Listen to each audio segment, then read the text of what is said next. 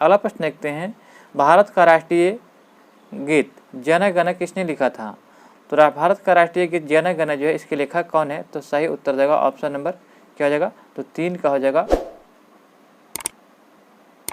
4, यानी कि जो है रविंद्रनाथ ठाकुर के द्वारा, यानी कि रविंद्रनाथ ठाकुर या टैगोर के द्वारा जो है ये लिखा गया था जन गण। जो गाया गया था जन गण, तो ये जो पहली बार 1911 के कलकत्ता के अधिवेशन में गाया गया था। 1911 के कलकत्ता अधिवेशन में गाया गया था। जिसकी अध्यक्षता किसने किया था? तो विश्व नारायण दत्त के द्वारा किया गया था। तो ये याद रखिएगा। बाबू वीर कुंवर सिंह किस युद्ध में लड़े थे? तो बाबू वीर कुंवर सिंह किस युद्ध में लड़े थे? तो आपका इसका राइट आंसर क्या हो जाएगा? तो आपको इसका राइट आंसर ऑप्शन नंबर 3 हो जाएगा। यानी कि जो 1857 का जब विद्रोह हुआ था उस समय जो थे बाबू वीर कुंवर सिंह जो थे ये बिहार से लड़े थे। कहाँ से? बिहार से। तो ऑप्शन नंबर 3 इसका राइट आंसर होगा। पटना से कौन लड़े थे 1857 में? तो पीर अली, याद रखिए पीर अली। नेक्स्ट प्रश्न है कि भारत गणराज्य कब बना? तो भारत जो है गणराज्य कब बना? तो इसका मतलब हो रहा है कि भारत का संविधान कब लागू हुआ? तो 1950 में हुआ था। ऑप्शन नंबर 2 इसका राइट आंसर। 1950 में जो है भारत गणराज्य बना था। सारनाथ किसके लिए पुण्य स्थान है? तो सभी लोग जानते हैं कि सारनाथ में जो है ये किसके लिए पुण्य स्थान है? तो सही उत्तर देगा ऑप्शन नंबर ए बौद्ध।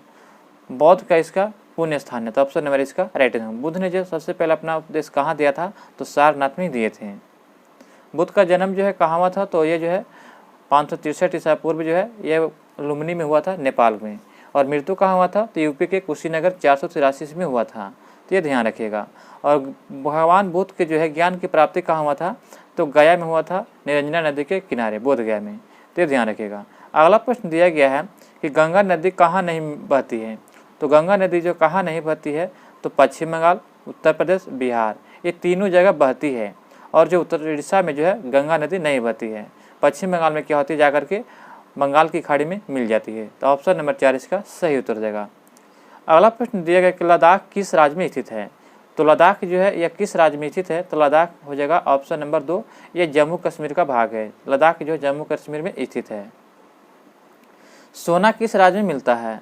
तो आपको यहाँ पे बताना है कि सोना जो सभी लोग जानते हैं कि भारत का देखा जाए तो कर्नाटक में जो है कोलार जो है सोने की खान के लिए स्थित है। कोलार जो है कर्नाटक का सोने की खान के लिए। तो ऑप्शन नंबर 1 इसका राइट आंसर हो जाएगा। गांधी जी ने किसको नेतृत्व दिया था? तो गांधी जी ने किसको नेतृत्व दिया था? तो सही उत्तर हो जाएगा ऑप्शन नंबर क्या? तो चंपारण सत्याग्रह को दिया था कब? 1917 में। और जो सहयोग आंदोलन कब दिया था? तो 1920 में, 1 अगस्त 1920 को। और भारत छोड़ो आंदोलन कब दिया था? तो 1942 को। तो आपका इसका राइट आंसर ऑप्शन नंबर 4, इनमें से सभी हो जाएगा।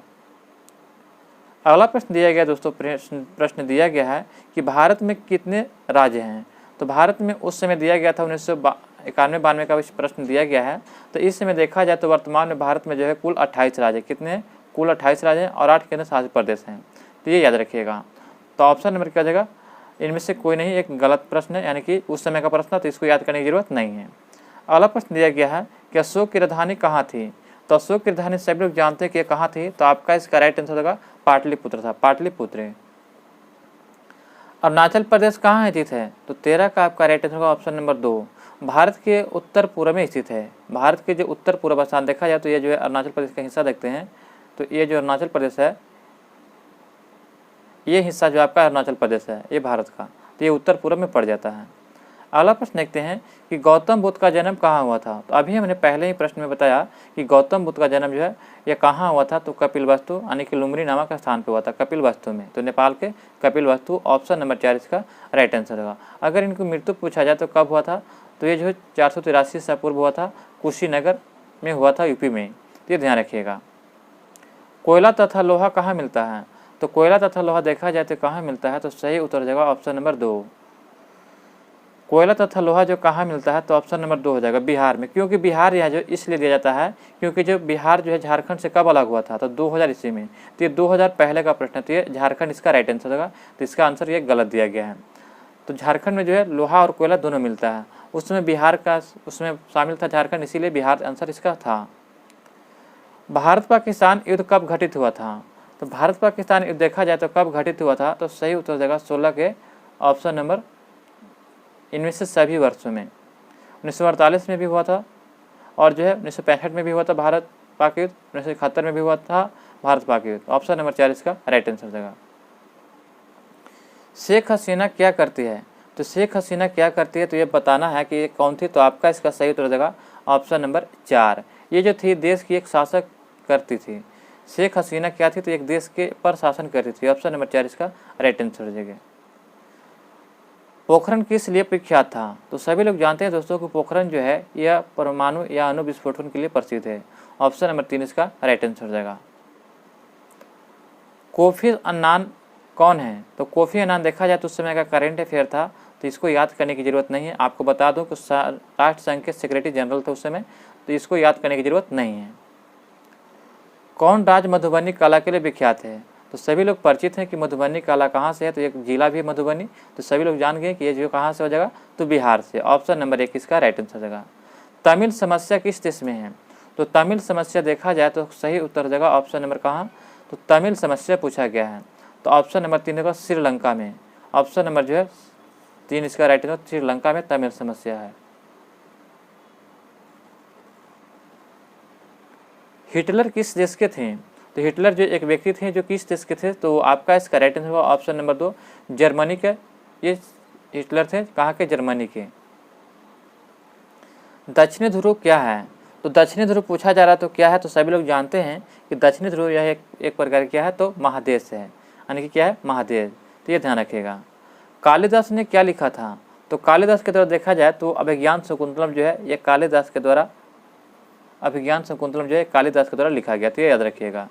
महाभारत जो है ये वेद व्यास के द्वारा लिखा गया था। कोणार्क मंदिर कहाँ स्थित है? तो कोणार्क मंदिर जो है ये कहाँ है? तो जो सूर्य भगवान का मंदिर है जो उड़ीसा में स्थित है। कहाँ? उड़ीसा में। सीवी रमन कौन थी? तो सीवी रमन सभी लोग जानते हैं कि विख्यात जो है वैज्ञानिक थे। ऑप्शन नंबर 4 इसका राइट आंसर है। इनको जो है नोबेल पुरस्कार दिया गया था, यह ध्यान रखिएगा। रामचरितमानस किसने लिखा था?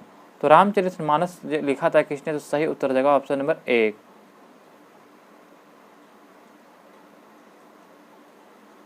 तुलसीदास के द्वारा जो है रामचरितमानस लिखा गया था।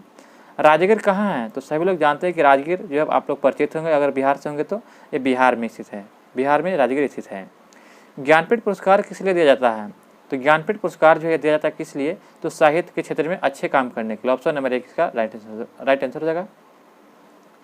भारत क्या है? तो देखा जाए दोस्तों तो भारत जो है एक गणराज्य है। क्या है? गणराज्य है। तो ऑप्शन नंबर क्या हो जाएगा? यहाँ पे 30 का सॉरी, भारत क्या है? तो एक गणराज्य है, एक राष्ट्र संघ है, एक धर्मनिरपेक्ष राज्य है, तो ये सभी हो जाएगा ऑप्शन नंबर 4। अमर्त्य सेन ने किस लिए नोबेल पुरस्कार दिया गया था? तो अमर्त्य सेन एक जो व्यक्ति थे जिनको जो है अर्थशास्त्र के में नोबेल पुरस्कार दिया गया था। ऑप्शन नंबर 2 इसका राइट है, अर्थशास्त्र क्षेत्र में। जमशेदजी टाटा ने क्या किया था?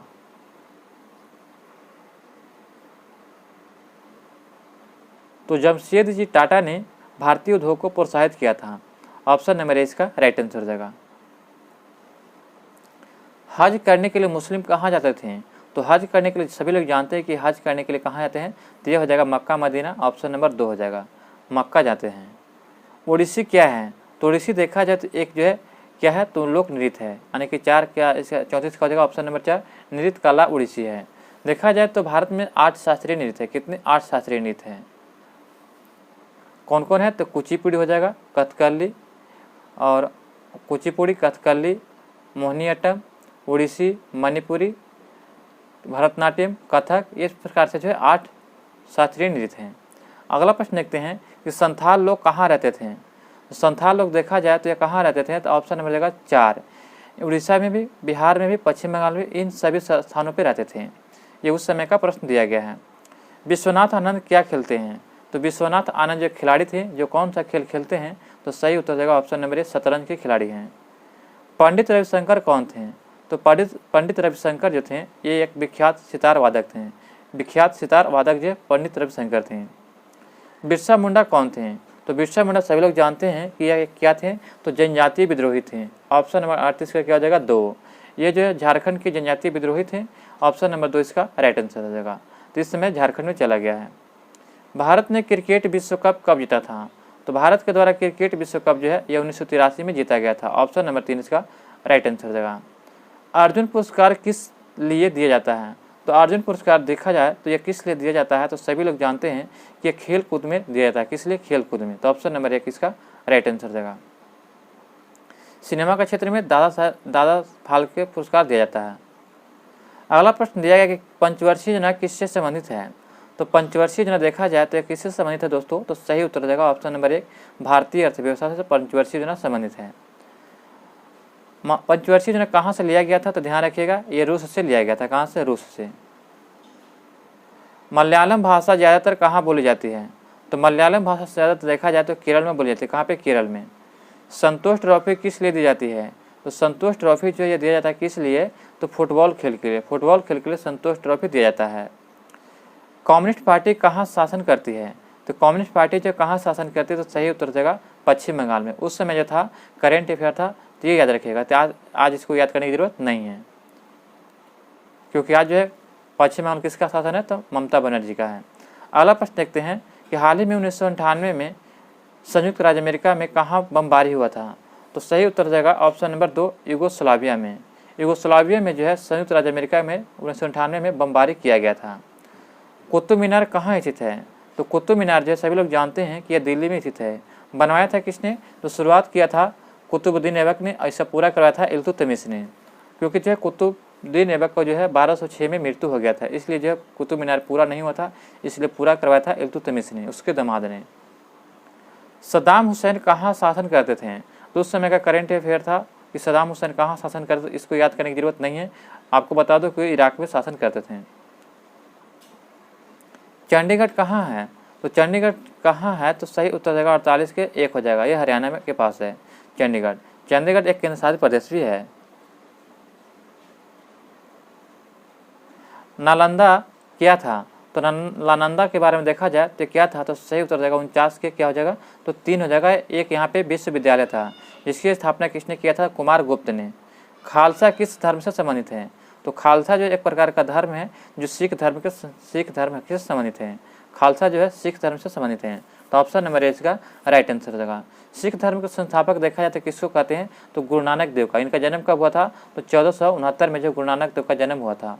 और इसमें जो कुल 10 गुरु हुए थे, और 10वें गुरु कौन थे, तो गुरु गोविंद सिंह थे, जिनका जन्म कहाँ हुआ था, तो ये बिहार के जो पटना जिले में हुआ था। तो ये ध्यान रखिएगा। तो दोस्तों हमें उम्मीद है कि आपको ये वीडियो पसंद आ रहा होगा। अगर आप अभी तक हमारे चैनल को सब्सक्राइब नहीं किए दोस्तों, तो चैनल को सब्सक्राइब जरूर कर ले और बेल आइकन नोटिफिकेशन को ऑन कर लें, ताकि हमारी वीडियो सबसे पहले आप तक पहुँचे। अगला प्रश्न हमारा दिया गया दोस्तों कि प्रकाश संश्लेषण के दौरान निकलने वाली गैस कौन सी होती है। तो सभी लोग जानते हैं कि जब पेड़ पौधे प्रकाश संश्लेषण करती है तो कार्बन डाइऑक्साइड ग्रहण करती है और ऑक्सीजन गैस निकलती है। तो ऑप्शन नंबर क्या हो जाएगा, तो 1 इसका राइट आंसर देगा। कार्बन डाइऑक्साइड क्या हो जाएगा, तो लेती है, और ऑक्सीजन क्या करती है, ऑक्सीजन क्या होती है, वो निकलती है। तो ऑप्शन नंबर 1 इसका राइट आंसर देगा। अगला प्रश्न है कि आलू के पौधे खाए जाने वाला भाग कौन सा होता है। तो आलू के जो पौधे होता है उसका हम लोग तना खाते हैं। किसका, तना। दौड़ लगाते समय मनुष्य का रक्तचाप क्या होता है, तो देखते हैं कि जब दौड़ लगाते हैं तो ब्लड प्रेशर क्या होता है, बढ़ जाता है। तो ऑप्शन नंबर क्या हो जाएगा, 1 हो जाएगा। ब्लड प्रेशर यानी रक्तचाप बढ़ जाता है। अगर रक्तचाप के बारे में देखा जाए तो 120 मनुष्य का रक्तचाप कितना होता है, 120/80 होता है। अधिकतम 120 और न्यूनतम 80 होता है। कोशिका का आनुवांशिक पदार्थ होता है, तो कोशिका का जो आनुवांशिक पदार्थ होता है वो होता है डीएनए। क्या होता है, डीएनए। भारत में विभिन्न फसलों की खेती के क्षेत्र के हिसाब से निम्न में से क्रम सही बताना है। तो सही उत्तर जाएगा इसका कि आम, केला, नींबू, ये प्रजाति अनानास हो जाएगा। तो ऑप्शन नंबर 4 इसका राइट आंसर हो जाएगा। निम्न में से किसका वर्गीकरण सजीव यांत्रिक ऊतक के रूप में किया जाता है। तो आपको बताना है कि किसका वर्गीकरण जो है सजीव यांत्रिक ऊतक के रूप में किया जाता है। तो 56 का आपका राइट आंसर क्या हो जाएगा, तो ऑप्शन नंबर जगह 4 जगह खम मृदु ऊतका। खम मृदु ऊतका। अगला प्रश्न है कि जो जीव अपना जैव भोजन संश्लेषित करके वे कहलाते हैं क्या। तो जो जीव अपना जैव भोजन संश्लेषित करते हैं उसे क्या कहलाते हैं। तो सही उत्तर हो जाएगा स्वपोषी कहलाते हैं, जो अपना भोजन स्वयं बनाते हैं। किसानों का परम सहायक कौन होता है। तो सभी लोग जानते हैं कि किसानों का परम सहायक कौन होता है, तो केचुआ होता है। देखते होंगे कि चारा डाल करके जो केचुआ जो होता है हम लोग उससे मछली मारते हैं, केचुआ से मछली मारते हैं चारा डाल करके, उसी को केचुआ कहते हैं। हैजा निम्न में से किसके द्वारा फैलता है। तो हैजा जो है जीवाणु के द्वारा फैलने वाला रोग है, और मलेरिया जो प्रोटोजोआ के कारण होता है, और एड्स जो होता है विषाणु के कारण होता है। तो ये ध्यान रखिएगा। निम्न वृक्ष की छाल से कुनैन प्राप्त होता है। तो सिरकोना की छाल से जो है कुनैन प्राप्त होता है। ऑप्शन नंबर 4 इसका राइट है, सिरकोना की छाल से। निम्न में से कौन जो है अमीबिक पेचिस उत्पन्न करता है?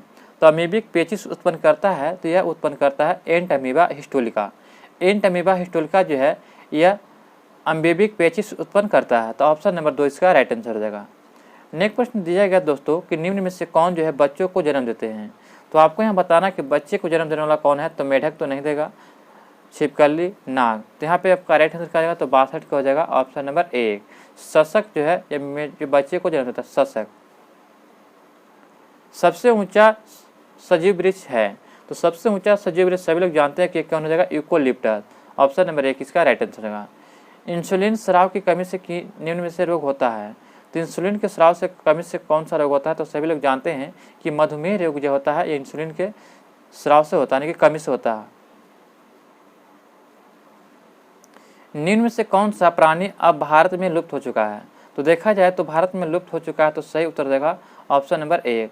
चीता जो है लगभग देखा जाए तो भारत से लुप्त हो चुका है। निम्न में से किस दिन विश्व पर्यावरण दिवस मनाया जाता है? तो विश्व पर्यावरण दिवस मनाया जाता है तो 5 जून को मनाया जाता है, 5 जून को। तो ऑप्शन नंबर 2 इसका राइट आंसर देगा। 26 जनवरी को गणतंत्र दिवस मनाते हैं, ये ध्यान रखिएगा। अब 22 अप्रैल को पृथ्वी दिवस मनाते हैं।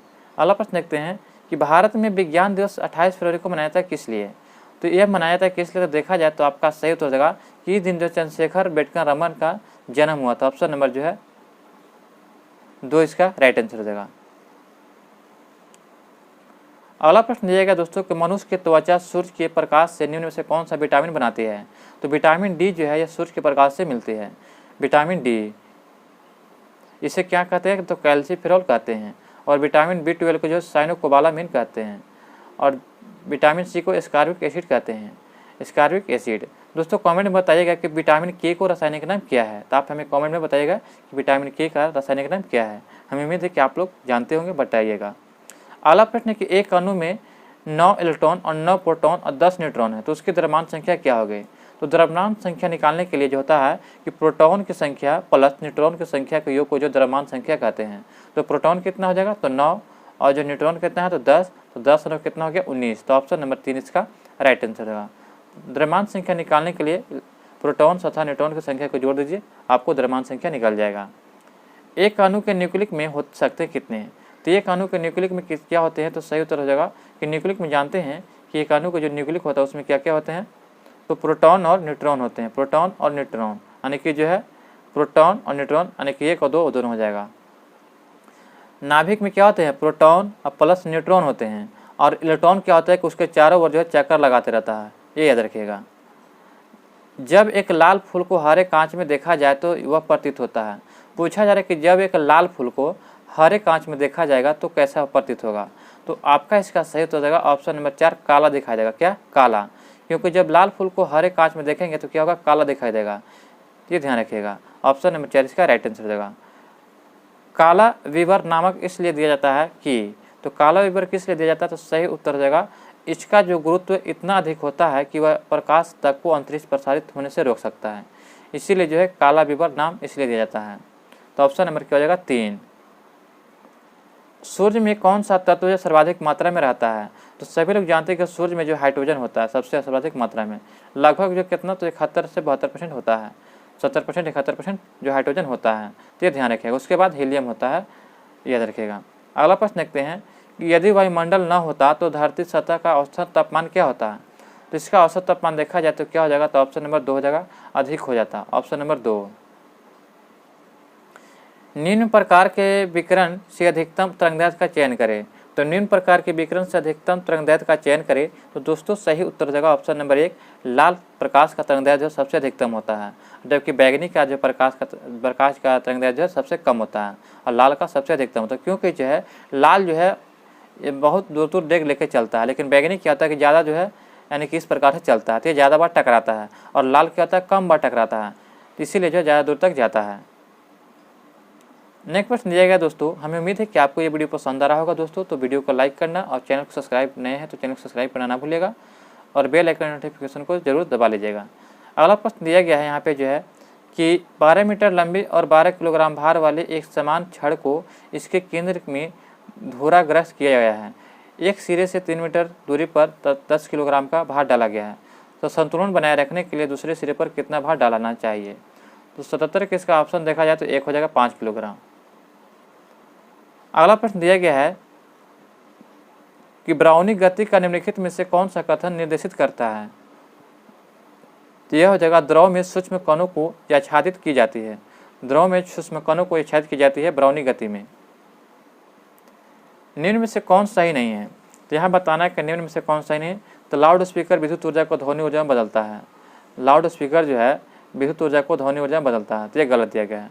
सोलर सेल जो है विद्युत ऊर्जा को सौर ऊर्जा में बदलता है, बिल्कुल सही है।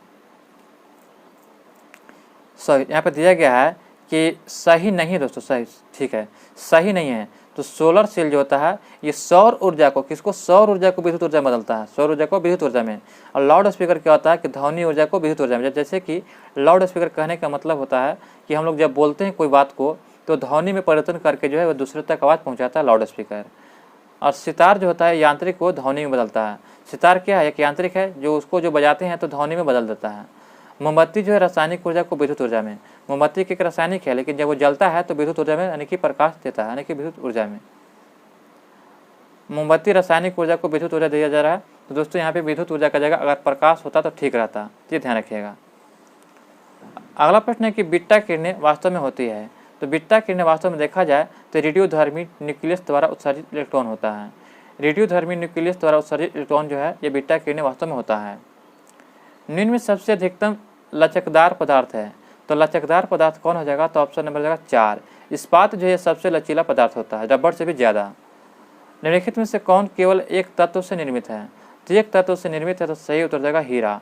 हीरा देखा जाए तो 82 का आपका क्या हो जाएगा? तो 3 हो जाएगा। हीरा जो है एक तत्व से निर्मित है जो कार्बन से होता है। निम्नलिखित में से कौन सी गैस वायु का प्रमुख घटक है? तो वायु का प्रमुख घटक हो जाएगा, तो आपका इसका सही उत्तर जाएगा ऑप्शन नंबर 1। नाइट्रोजन जो वायु का प्रमुख घटक है, जो कितना % रहता है? तो 78% वायुमंडल में रहता है। और ऑक्सीजन जो 21% रहता है, तो ये ध्यान रखिएगा। और आज जो है निष्क्रिय गैस के बारे में देखा जाए तो निष्क्रिय गैस जो वायुमंडल में कितना है? तो आर्गन जो है 9% है, 0.9% है आर्गन। लोहे को इस्पात में बदलने के लिए कौन सी धातु मिलाई जाती है? तो दोस्तों लोहे को इस्पात में बदलने के लिए निकेल धातु मिलाते हैं। कौन सी धातु? निकेल को। ऑप्शन नंबर 3 इसका राइट आंसर होगा। बिजली के बल्ब का तनु बना होता है किसका? तो इसका जो तनु बना होता है टंगस्टन का, जिसका जो है W संकेत होता है। क्या? W टंगस्टन का, यानी कि T मार दीजिएगा तो T गलत हो जाएगा। W का संकेत क्या होता है? टंगस्टन का संकेत क्या होता है? W। अगला प्रश्न है कि सौर कोशिका में प्रयुक्त होने वाला पदार्थ है। तो सौर कोशिका में प्रयुक्त होना पदार्थ क्या हो जाएगा? तो ऑप्शन नंबर क्या हो जाएगा? तो 1 हो जाएगा सिलिकॉन। निम्न में से कौन जो है आदर्श धातु है? तो आदर्श धातु देखा जाए तो क्या हो जाएगा? ऑप्शन नंबर 87 का हो जाएगा, ऑप्शन नंबर 4 हो जाएगा। और ट्रांसिएंट जो एक आदर्श धातु है। जल की कठोरता मापी जाती है किससे? तो जल की कठोरता देखा जाए तो यह EDAT तरीके से मापते हैं। ऑप्शन नंबर 1 इसका राइट आंसर होगा। रेडियोधर्मिता का आविष्कार किसने किया था? तो रेडियोधर्मिता का आविष्कार कौन है? तो हेनरी बेकलर के द्वारा किया गया था। ऑप्शन नंबर 3 इसका राइट आंसर होगा। एक रेडियोधर्मी तत्व की अवधायु 20 मिनट है, तो उसकी जो है 1 ग्राम मात्रा को 0.25 ग्राम तक घटने में समय लगेगा कितना? तो सही उत्तर जाएगा ऑप्शन नंबर 2, 40 मिनट लगेगा। कितना? 40 मिनट। फिटकीरी गंदे पानी को शुद्ध करती है। फिटकीरी क्या होता है? गंदे पानी को जो शुद्ध करती है, तो किसके द्वारा? तो सही उत्तर जाएगा ऑप्शन नंबर 2, अपोहन के द्वारा। अपोहन के द्वारा शुद्ध करती है। प्रतिरक्षी होते हैं। तो दोस्तों प्रतिरक्षी क्या होते हैं? तो ये हो जाएगा प्रोटीन होते हैं। नवल जीन एक साधारण क्या है? तो नवल जीन देखा जाए तो एक जो है ज्वर नासिक नहीं बल्कि पीड़ा नासिक है, यानी कि दर्द निवारक दवा है। ऑप्शन नंबर 1 इसका राइट आंसर होगा। नायलॉन है, तो सभी लोग जानते हैं कि नायलॉन जो है यह एक प्रकार का पॉलीएमाइड है। पॉलीएमाइड जो नायलॉन है।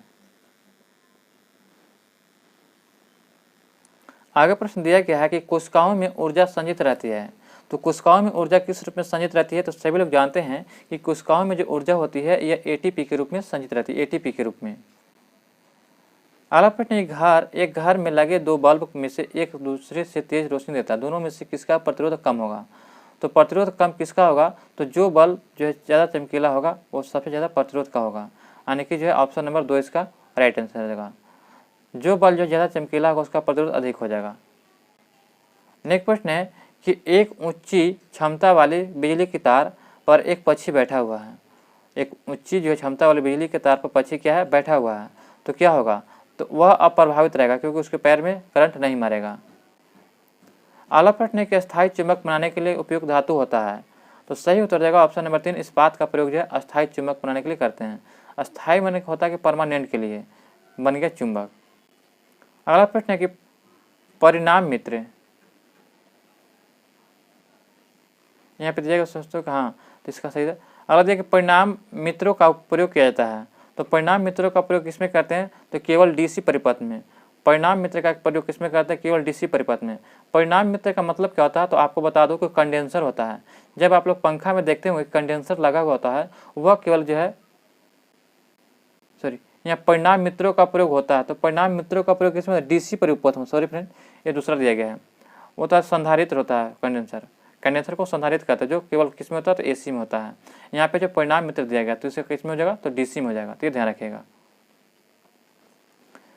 शुद्ध सिलिकॉन होता है, तो शुद्ध सिलिकॉन जो क्या होता है, तो सभी लोग जानते हैं कि यह जो है विद्युत रोधी होता है, विद्युत रोधी सॉरी शुद्ध सिलिकॉन जो दिया जाए तो यह क्या, तो अर्धचालक हो जाएगा, अर्धचालक। जो सिलिकॉन जो होता है उसमें जो है पूरा प्रवाहित धारा नहीं होता, अर्धचालक कहलाता है सिलिकॉन जो है अर्धचालक। तो ऑप्शन नंबर 2 इसका राइट आंसर होगा। दोस्तों हमें उम्मीद है कि आपको ये वीडियो पसंद आया होगा। अभी तक हमारे चैनल को सब्सक्राइब नहीं किए दोस्तों, तो चैनल को सब्सक्राइब कर लें और बेल आइकन नोटिफिकेशन को ऑन कर लें ताकि हमारी वीडियो सबसे पहले आप तक पहुंचे। अगर आप इसका PDF चाहते हैं तो आप हमारे टेलीग्राम चैनल को ज्वाइन करें। मिलते हैं नेक्स्ट वीडियो में। जय हिंद, जय भारत।